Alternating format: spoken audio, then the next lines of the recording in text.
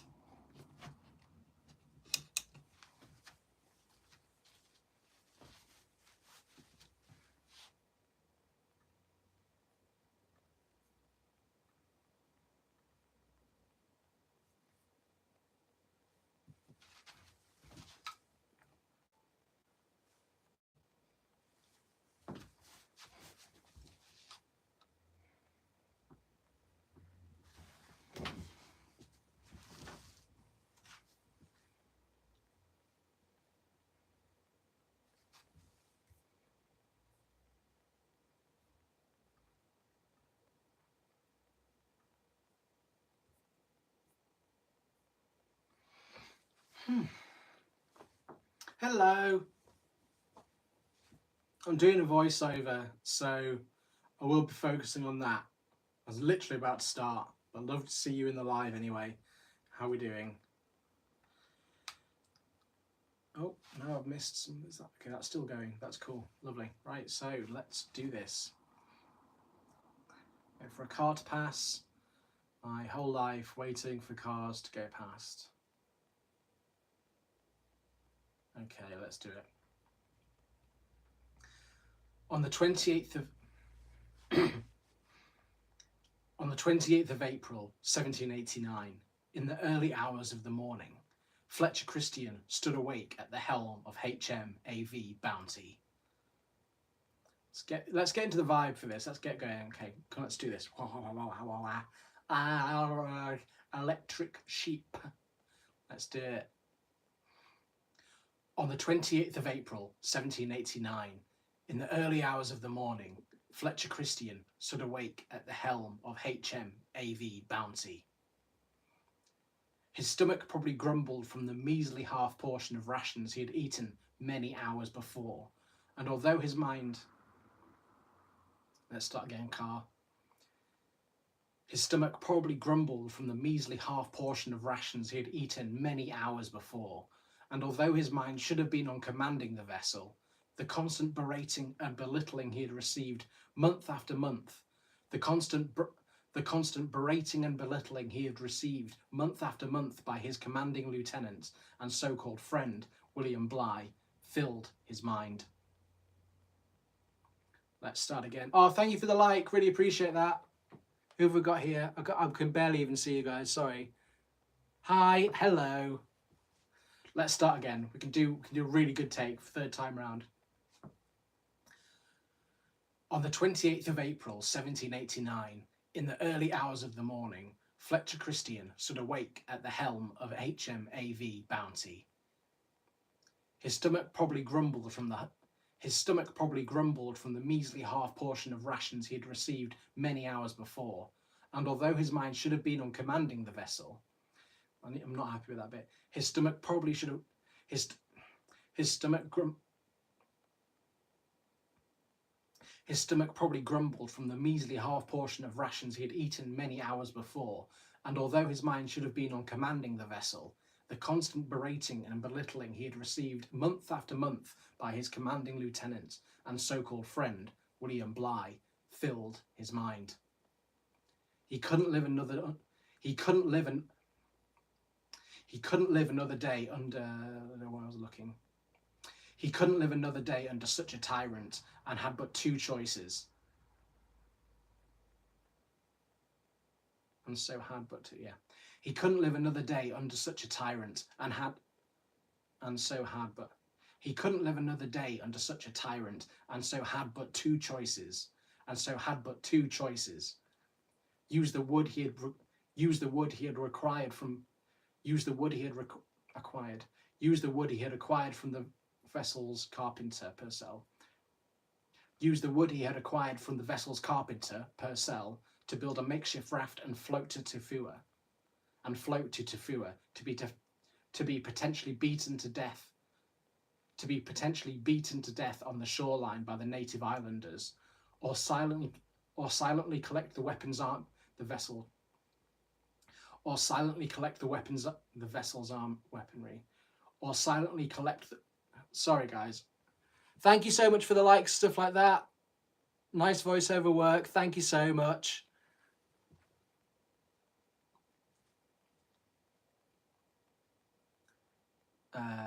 Here we go, what we're doing.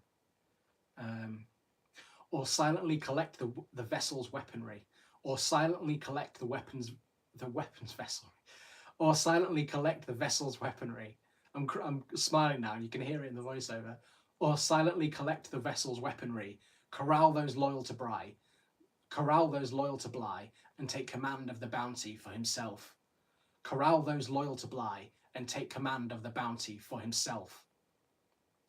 With that, he abandoned the vessel's wheel. Headed below deck, and begun a car. Oh, to wait now. Thank you for watching, guys, and thank you for the likes. Really appreciate it. With that, he abandoned the vessel's wheel, headed below deck, and began an incident that would forever be etched in the annals of maritime history: the mutiny of the Bounty.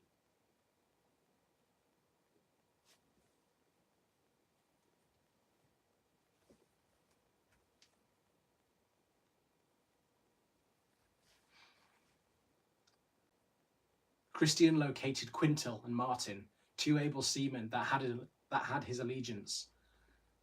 Christian located Quintal and Martin, two able seamen that had his allegiance, and after finding the names of more potential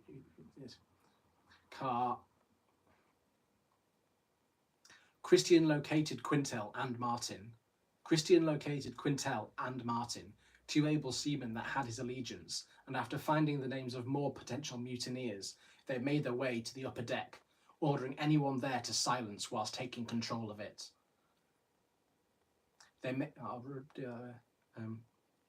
Christian located Quintal and Martin, two able seamen that had his allegiance, and after finding the names of more potential mutineers, they made their way to the upper deck, ordering anyone there to silence whilst taking control over it.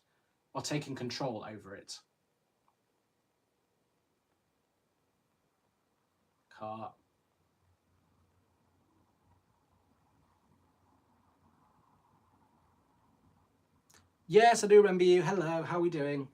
So I'm trying to focus on this at the moment, so I've got this massive microphone between us all. Yeah, I feel there's something between us that we're not addressing. Anyway, right, let's keep going.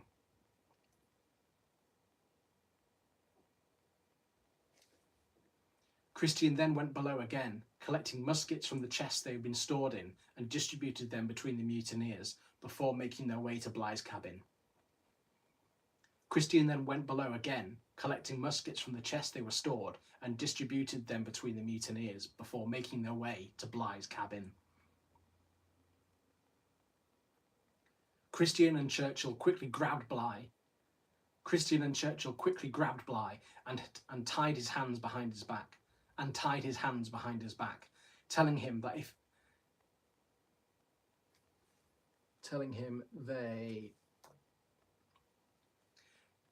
they would kill him if he called for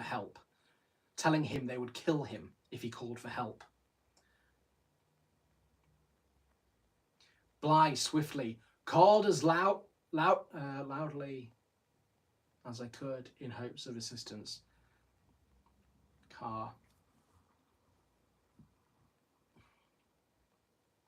Bligh swiftly called as loudly as I could in hopes of assistance. This woke up Fryer, whose cabin was only just across from Bligh's. And when he saw the mutineers dragging Bligh to the quarterdeck, he was told to lay down and hold my tongue, or I was a dead man. He was told to lay down and hold my tongue, or I was a dead man.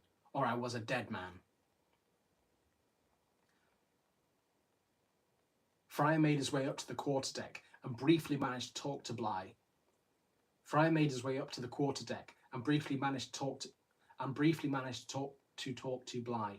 And briefly managed to talk with Bligh before being forced back down below. Fryer made his way to the quarterdeck and briefly managed to talk with Bligh before being forced back below by Fletcher, who stated, "I have been in hell for weeks past." Clapton. I have been in hell for weeks past. Captain Bligh has brought this on himself.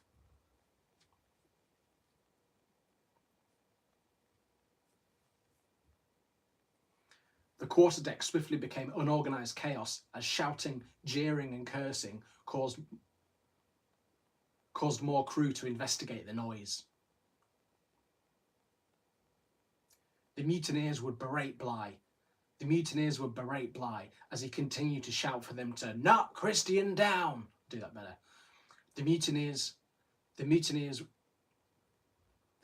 would berate Bligh as he continued to shout for them to knock Christian down.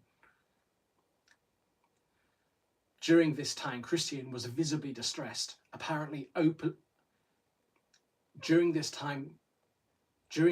Christian was visibly distressed, apparently openly weeping, armed with a bayonet and a heavy-sounding plummet around his neck, so in the event of the mutiny failing, he could throw himself overboard and swiftly be dragged to the bottom. With a heavy-sounding plummet around his neck, so in the event of the mutiny failing, he could throw himself overboard and swiftly be dragged to the bottom. Christian originally ordered for the jolly boat, the smallest of the craft on bounty, to be set to sea, but upon realising the amount of loyalists, over half the crew, the 23-foot launch was lowered into the water. But upon realising the amount of loyalists, over half the crew, the 23-foot launch was lowered into the water. Fantastic. How are we doing? Yes, Zenith. Yeah, 1,000. Thank you so much for that. It's people like you that have managed to get me to there. So thank you so much. We'll probably have to do a live stream where we talk about, or like maybe do a poll or something. I should do a video that you guys have asked for, so that'd be awesome. But like I said, working on this a voiceover for the next video at the moment. So if you're enjoying it, do stick around. And thank you for the likes and thank you for listening. I really appreciate it, everybody.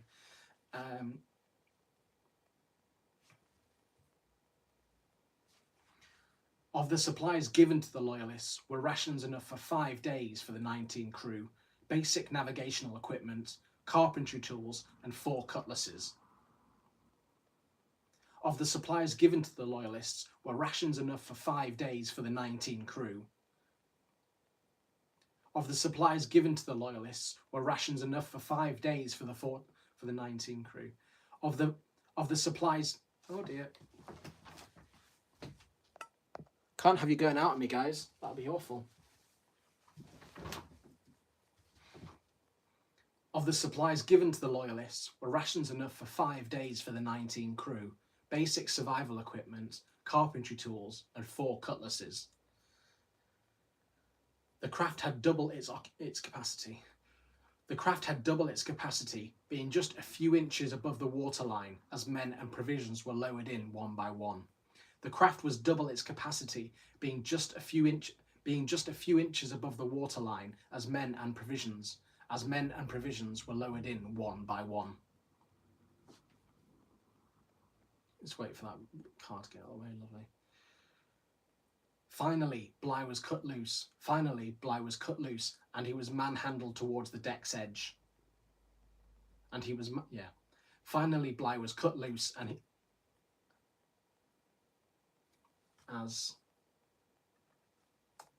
I'm rewriting this as I go, guys. Finally, Bligh was cut loose as he was manhandled towards the deck's edge. Oh, sorry, that's what I'm doing. Finally, Bligh was cut loose, and as he was manhandled... Finally, Bligh was cut... Sorry, guys, this is getting really boring for you, I bet.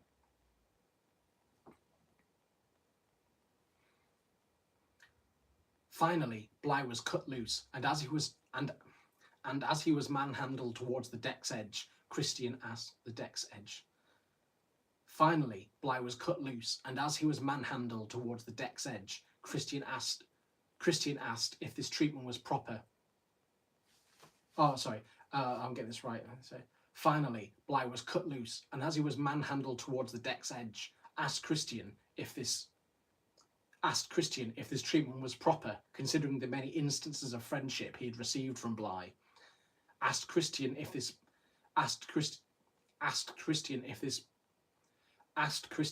treatment was proper, considering the many instances of friendship he had received from Bligh. Sick, there we go. Christian, with much emotion, replied, That, Captain Bligh, that is the thing. I am in hell. I am in hell. Lovely. I think that had some oomph to it, didn't it? Some loyalists, including the two carpenter's mates and the armourer and a midshipman,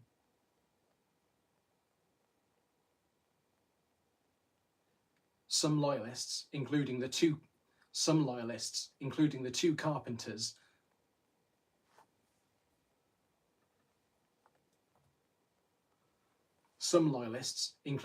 carpenters mates, the armourer and a midshipman were kept aboard Bounty, as Christian deemed them essential to the functional sailing of the vessel. They implored Bligh to give testament to their innocence in the mutiny. They implored Bligh to give testament to the innocence in the mutiny, which Bligh responded with, "Never fear, lads, never fear." He's a Scotsman. It is for my latest YouTube video. So I've already got a video out. It's about the mutiny of the Bounty, which is a very famous historical mutiny in the 17th century. So I've already got part one. That's on my YouTube channel. And this is basically, so I've done from them setting out on the adventure to get to the very beginning of the mutiny. And this is the mutiny and then everything else that occurs after that and the survival. So yeah, if you're interested at all, it is already on my YouTube channel, and hopefully this will be up in the next week or so. So there'll be 2 parts very, very shortly. But thank you for asking, Ethan. Appreciate that. Let's go. Cool. Some loyalists, including the two carpenters' mates, the armourer, and a midshipman. It's really difficult to say. And a midshipman were kept aboard Bounty, as Christian deemed them essential to the functional sailing of the vessel. They implored Bligh to give testament to their innocence in the mutiny, which Bligh responded with, "Never fear, lads, I'll do you justice if I ever reach England." He's from the West Country, so he does have a piratey accent, but it's like, I need to... Never fear, and it needs to be like Royal Navy, not pirate. Never fear, lads, I'll do you justice if I ever reach England. At around 10 o'clock in the morning, the rope to the launch was cut, and the two parties disappeared away from one another. At 10 o'clock in the morning, the rope was cut, and the two parties disappeared away from one another. The loyalists northeast. This is literally a tongue twister. The loyalists northeast to Tofua. The loyalists northeast to Tofua, and the mutineers aboard the Bounty heading northwest as cries of "Hussar to O Tahiti!" And the mutineers aboard the Bounty heading northwest as cries of "Hussar for O Tahiti!" echoed across the water from the ship. There we go, killing it.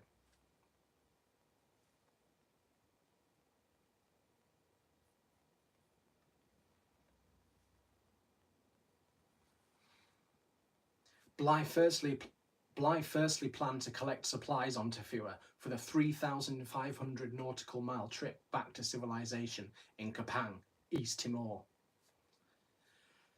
Bligh firstly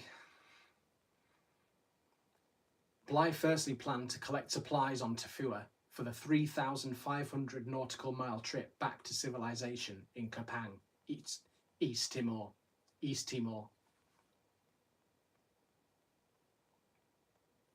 They anchored the launch in a cave in the northwest of Tofua's coast.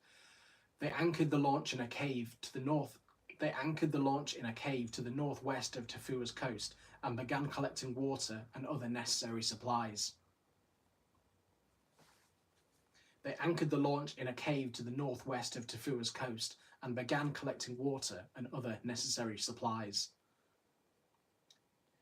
The indigenous were at first friendly, but over the course of 4 days became more and more threatening.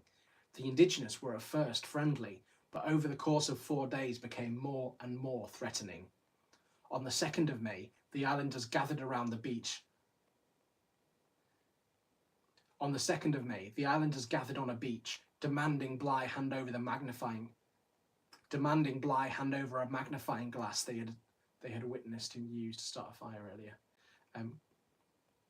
On the 2nd of May, the islanders gathered on a beach, demanding Bligh hand over the magnifying glass they had witnessed him use to start a fire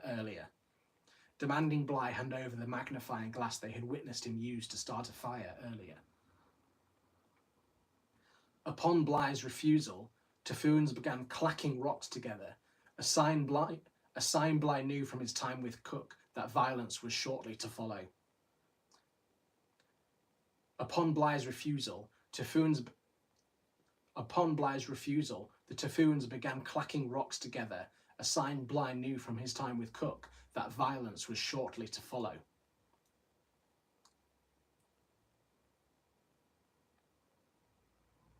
Car, annoyingly. But thank you for listening in, guys. This is lovely. Hope you're having a nice evening. It gets me some watch hours as well if we're all hanging out, so I appreciate that.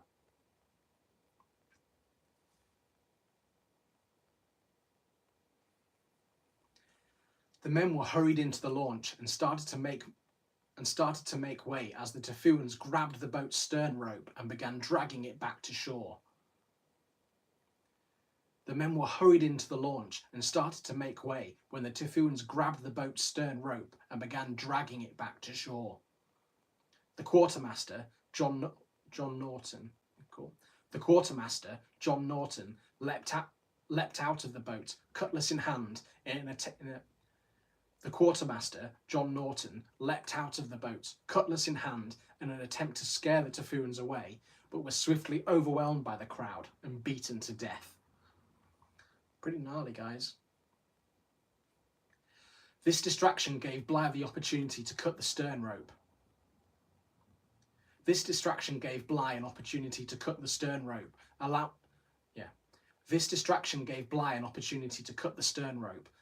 the boat to escape, and probably saving the lives of all aboard.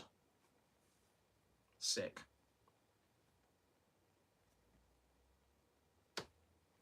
During this time, Christian and the mutineers During this time, Christian and the mutineers went about making the bounty their own. During this time, Christian and the mutineers went about making the bounty their own. They swiftly divvied up the possessions the loyalists had left behind, and threw the breadfruit crop into the sea. Wait for this car to disappear.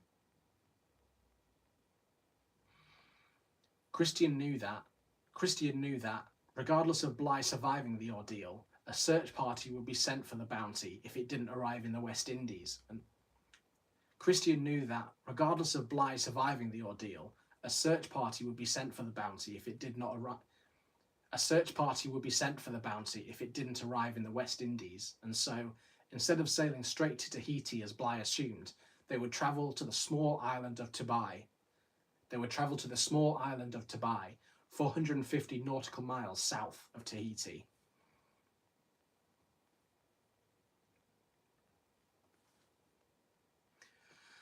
As Bligh and his loyalists made way westward, storms and swells constantly nearly engulfed the small boat, ironically forcing them to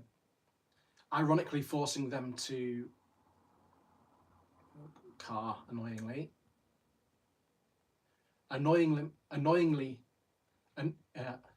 annoyingly forcing them to build buckets of well, that's not right, is it? Bucketfuls of water. There we go, that's better. As Bligh and his loyalists made way westward, storms and swells constantly nearly engulfed the small boat, forcing them to constantly bail bucket loads of water into the sea.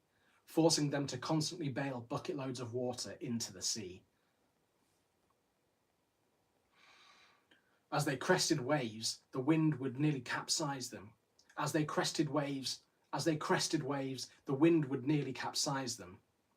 And in the troughs, the water would gush in through the stern. And in the troughs, water would gush in from the stern.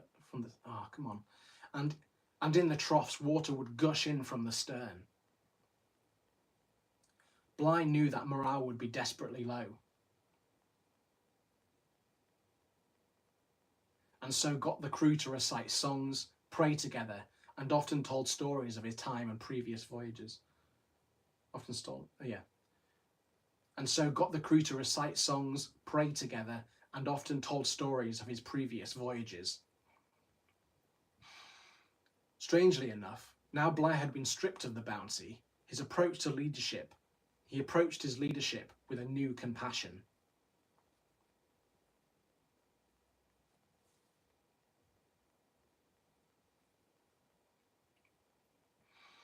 The launch had made its way over 100 miles from where they were. The launch had made its way from over 100 miles. The launch had made its way. Sorry, guys. The launch had made its way over 100 miles from where they were originally cast adrift to the Fiji Islands. The launch had made its way over 100 miles from where they were originally cast adrift to the Fiji Islands. But having heard rumours that the islanders were cannibals,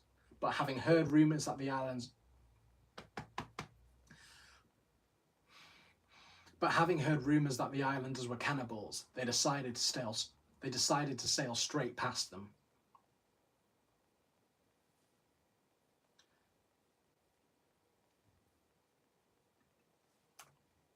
The men implored Bligh to take their launch to shore. To search for provisions. The men implored Bligh to take the launch to shore in search for provisions, but Bligh denied the request.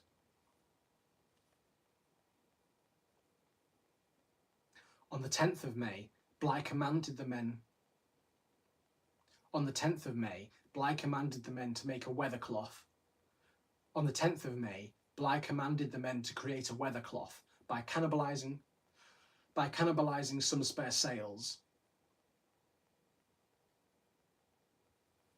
Yeah, that's fine for now. Doing it lovely. By cannibalizing some spare sails, Purcell the carpenter was able to make a skirt that surrounded the top of the boat, raising the freeboard raising the freeboard of the tiny vessel and aiding it in surviving the deep swells,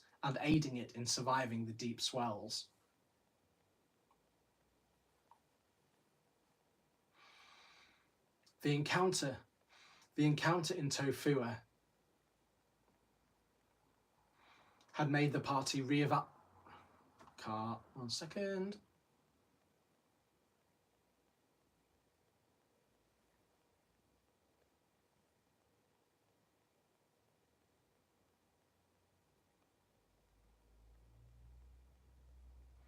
Lovely, yes. Still got some photos of the county as well. I need to find the I want to look up the registration number and see if it's still taxed and stuff. But yeah, that was an awesome car. It's the goal. If I can get enough followers, I can get one of them again.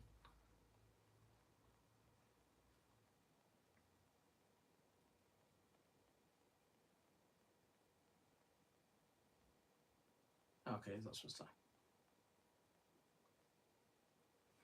The encounter in Tofua had made the party reevaluate.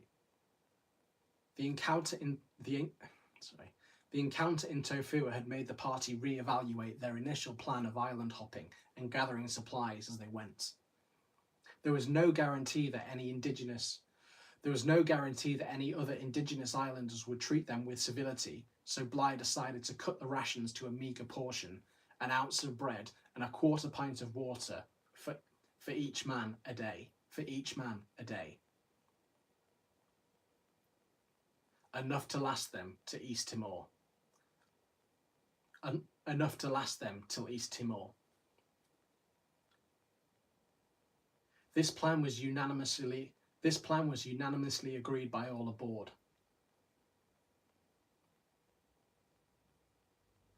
The weather at this time didn't improve, with Bligh writing on the 17th of May that our situation was miserable, always wet and suffering extreme cold, without the least shelter from the weather.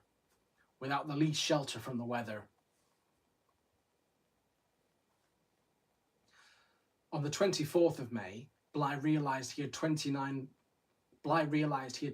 days of rations left. Now the coconut and breadfruit was gone.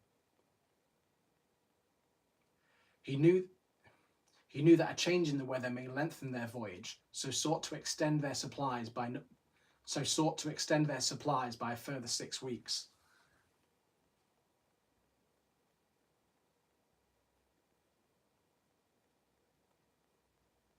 Yeah, oh no, mate. I'm always repeating myself. That's the thing, I can take my time with this and just see how I go. And I'm a perfectionist, like I always, if I don't like the cadence I say something, then I redo it. Yeah, it's amazing how much gets, even with like footage and stuff, how much stuff gets left behind as opposed to the finished product. Absolutely wild.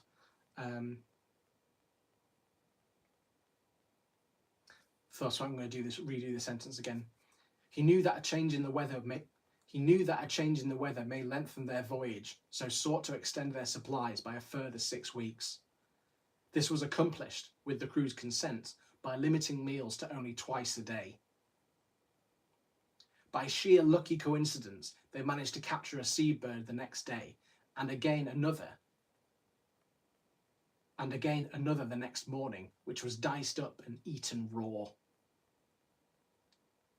By sheer lucky coincidence, they managed to capture a seabird the next day, and again another the next morning, which was diced up and eaten raw. They then later caught two more on the 22nd. They then later caught two more on the 27th of May. While all this was occurring, on the 28th of May, the Bounty and the mutineers arrived in Tobai with a... On the 28th of May, the Bounty and the mutineers arrived in Tobai and was swiftly attacked by a flotilla of indigenous war canoes. Christian fired cannons at the approaching warriors, apparently killing at least a dozen and forcing the rest to scatter. After navigating a reef that surrounded the island, they landed ashore and decided it would be a suitable location for a permanent settlement. The issue they now faced was finding a compliant enough labour force to create such a colony. The issue they now faced was finding a compliant enough labour force to create such a colony. With this, they headed back to Tahiti. Sick. Getting there. Thank you, everybody. Just checking I've got any more comments. After a week of sailing the small boat, birds were seen circling overhead and the weather had cleared. A sign land was near, and on the 28th of May, Bligh navigated the launch into the safe waters of the Great Barrier Reef, off the northeast coast of Australia.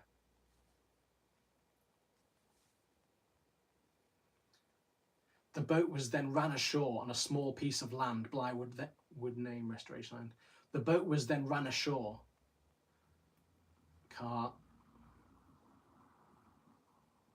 The boat was then ran ashore on a small piece of land Bligh would name Restoration Island. The boat was then ran ashore on a small piece of land Bligh would name Restoration Island. Here the men fed themselves with the plentiful supply of oysters and berries they found, whilst restocking their provisions.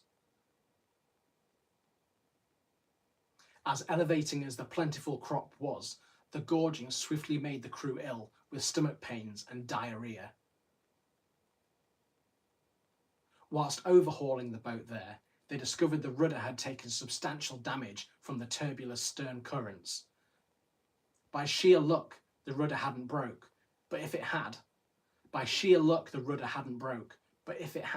the boat would have been surely swamped by the churning sea before a stern oar could be affixed. Sick. There we go. Getting there, guys. 1, 2, 3, 4. 7 paragraphs left. We're nearly done. Thank you, everybody, for hanging out.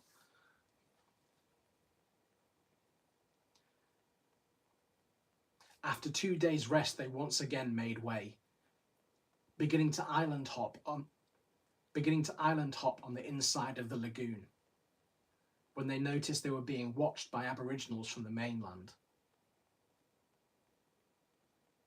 This is when the second mutiny in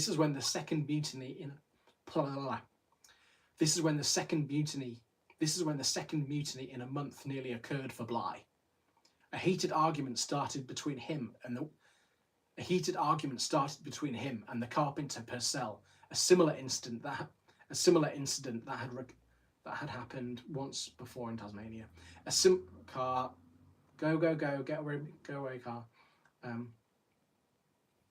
incident that had occurred once before on Tasmania. This time though, the disagreement elevated to physical threats as Bligh grabbed a cutlass, threw one to Purcell, and challenged him to a fight.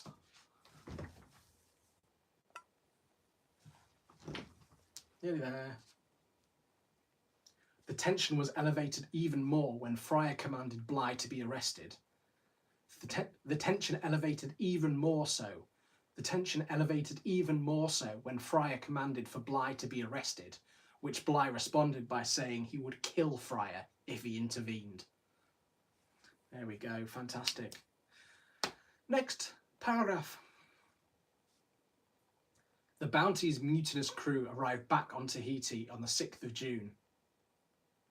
The Bounty's mutinous crew arrived back at Tahiti on the 6th of June. This is when Christian married his partner, Marturua, or Isabella, sorry. This is when Christian married his partner, Marturua, or Isabella, who he had spent many months with whilst waiting for the breadfruit crop to cultivate. Whilst procuring workers and supplies, Christian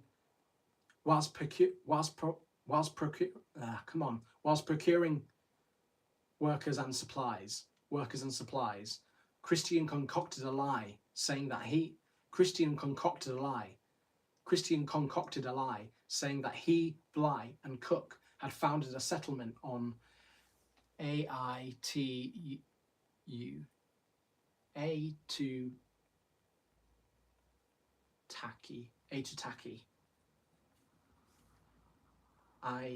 Aitutaki, there we go. And Cook had founded a settlement on Aitutaki in the Cook Islands, despite Cook being dead for over a decade at this point. This lie was more than likely concocted. This lie was more than likely conducted. Concoction, is that what I'm trying to think?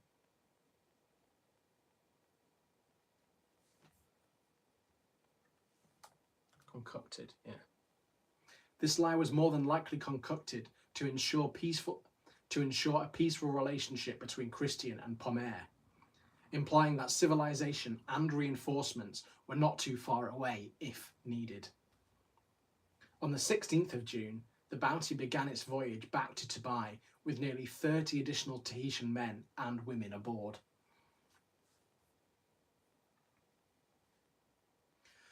On the 2nd of June, the launch that carried Bligh and the Loyalists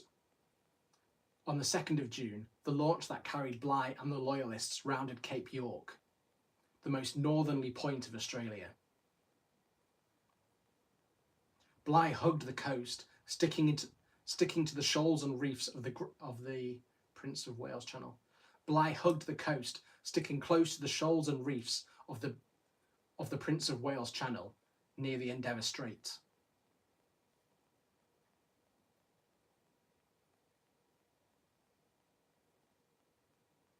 After they stuck to the coast for as long as they could, they eventually sailed out northwestward again. They eventually sailed out northwestward again into the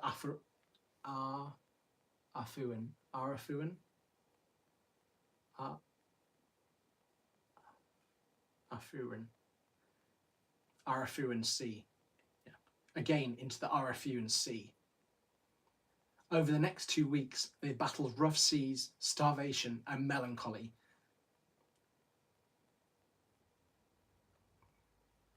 Over the next 2 weeks, they battled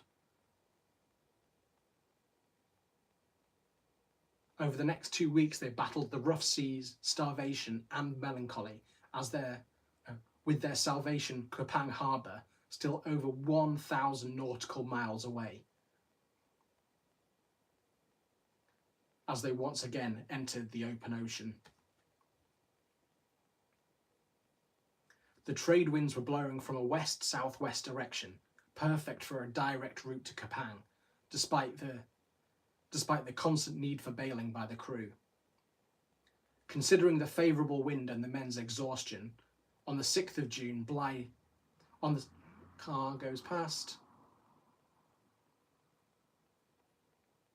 Considering the favourable wind and the men's exhaustion, on the 6th of June, Bligh decided to reintroduce the third meal of the day. Bligh decided to reintroduce the third meal of the day. 2 days later, they managed to capture a small dolphin, which was swiftly divvied up. Despite this, Bligh began to notice signs of scurvy among the men. Weeks of starvation was beginning to slowly catch up to them. Weeks of starvation was beginning to catch up to them, despite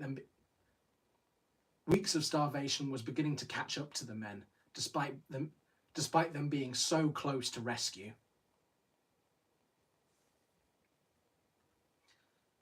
Deep in the night of the 12th of June, "Land ho!"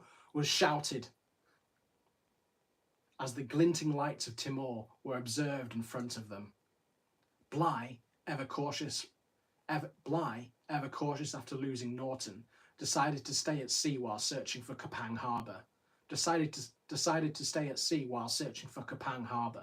As if they were to land, considering their starvation, they could be easily overwhelmed by the locals.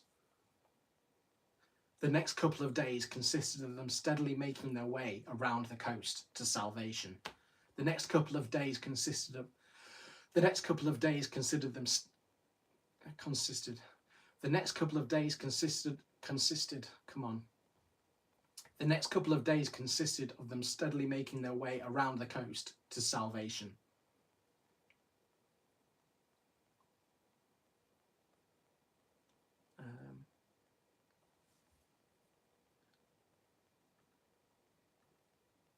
Sick. 3 paragraphs left. We're nearly done it. Eventually, on the 14th of June, they sailed into the harbour.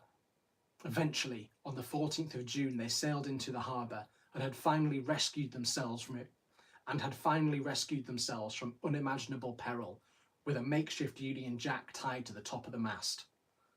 Upon arrival in Kapang, their struggle was frustratingly far from over. Despite them being overwhelmingly cared for by the locals, many of the loyalist crew, including Bligh, fell ill, most probably from malaria and consequences from the ordeal they had just faced.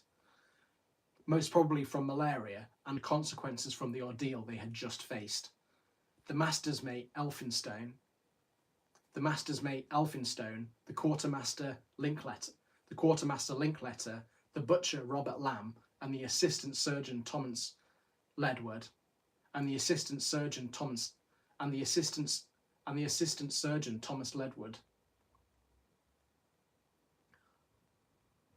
Batavia. All died in Batavia or on their way home. All died in Batavia or their journeys home. When Bligh was later exonerated during the court-martial inquiry,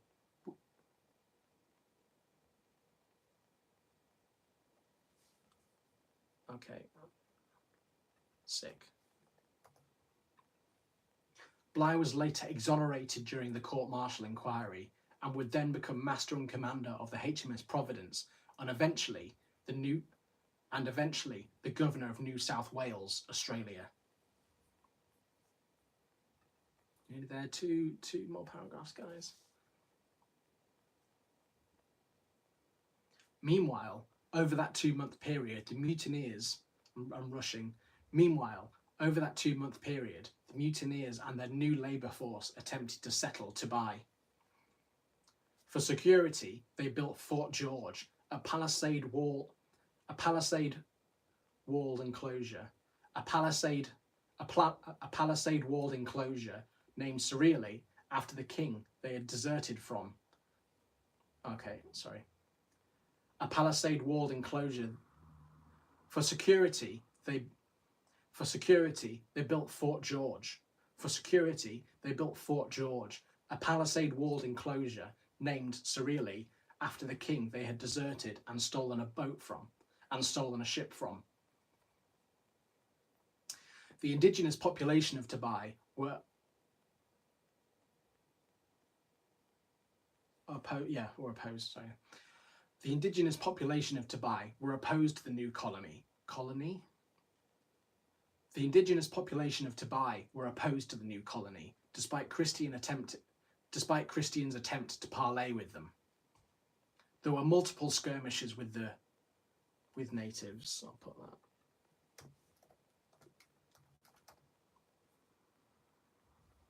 There were multiple skirmishes with natives, ending in a battle that commenced in a. There were multiple skirmishes with natives, ending in a battle that commenced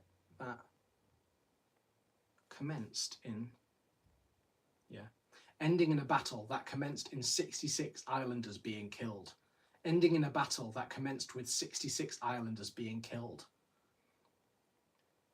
Christian knew his authority was slipping with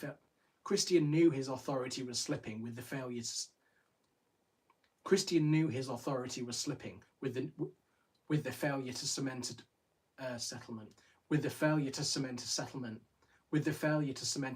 on Dubai, and so called for a vote with the mutineers.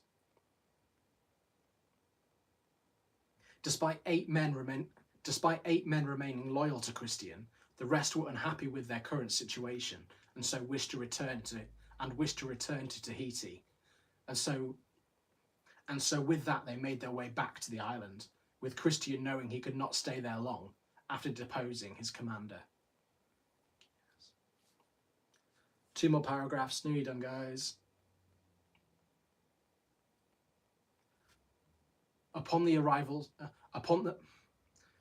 the Bounty's third arrival at Tahiti, they were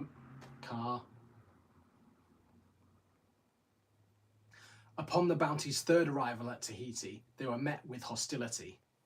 Upon the Bounty's third arrival at Tahiti, they were met with hostility.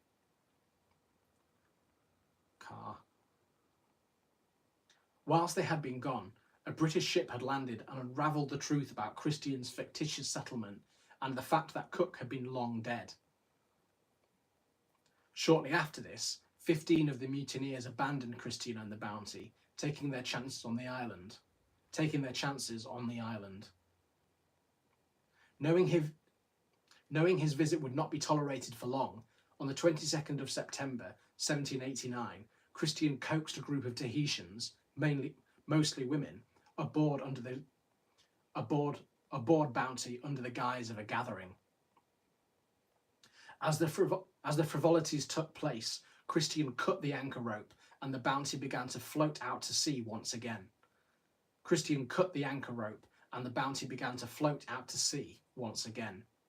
Coleman, the armourer and indentured loyalists,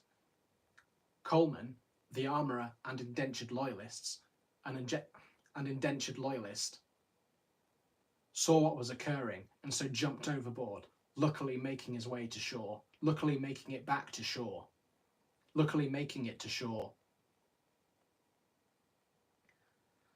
Upon realising that 6 of his captives were old women, Christian set them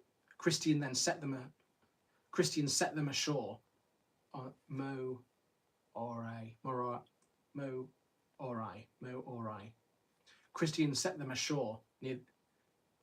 Christian set them ashore on the near island of Morai.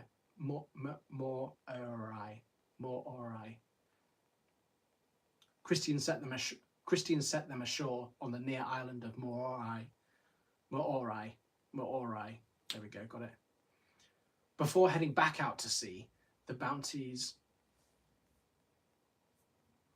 Fantastic. Nearly done.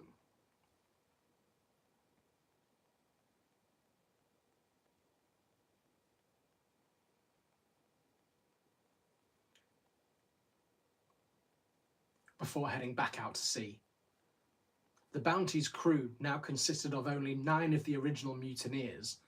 The Bounty's crew now consisted of only 9 of the original mutineers, as well as 20 Tahitians, 14 of whom were women.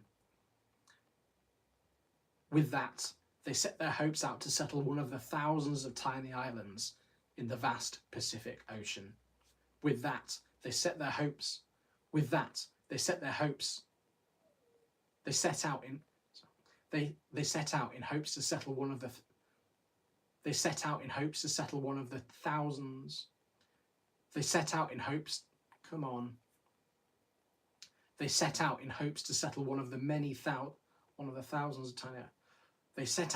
to settle one of the thousands of tiny islands in the vast Pacific Ocean. While surveying the charts Bligh had left behind, Christian came across Pitcairn, an island that had been discovered by Europeans in 1767 and named after the midshipmen of HMS Swallow, who had first sighted it.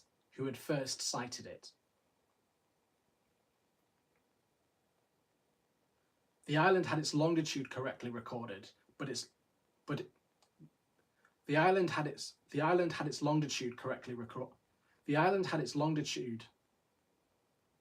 its longitude correctly recorded, but its latitude was off by 3 degrees, enough for Cook to fail